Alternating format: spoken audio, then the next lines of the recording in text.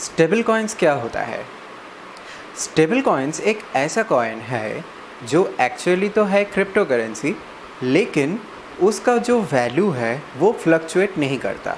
जैसे कि बिटकॉइन या इथेरियम जो भी है वो हर रोज़ मार्केट में ट्रेड होता है और उसका प्राइस या तो अप जाता है या डाउन जाता है।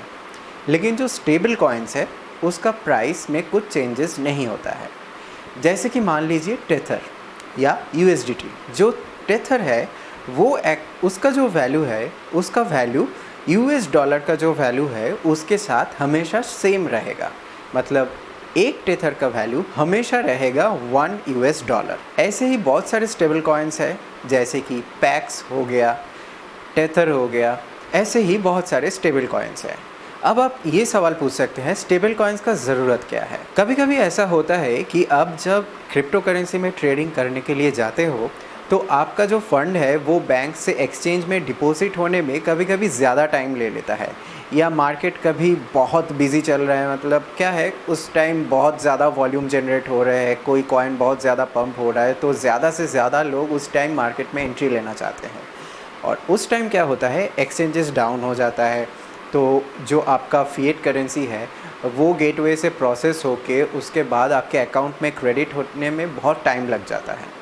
इसीलिए स्टेबल कॉइन्स को बनाया गया है, क्योंकि उसका वैल्यू हमेशा स्टेबल है।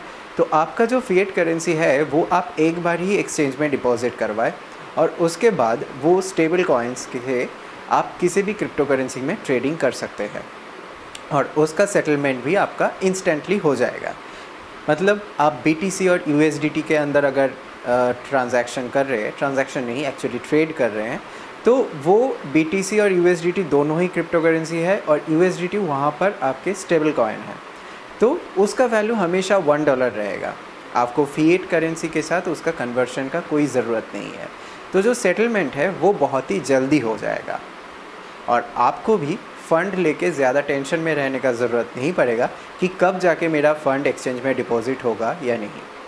और जो आपका स्टेबल कॉइन है, आपको जब वो फ़ंड विथड्रॉ करना पड़ेगा, मतलब आप सोच रहे हैं कि अब मैं कुछ प्रॉफिट बुक कर लिया तो थोड़ा कैश आउट कर लेता हूँ, उस टाइम आपको वो स्टेबल कॉइन्स जो है उसको मार्केट में सेल करना पड़ेगा।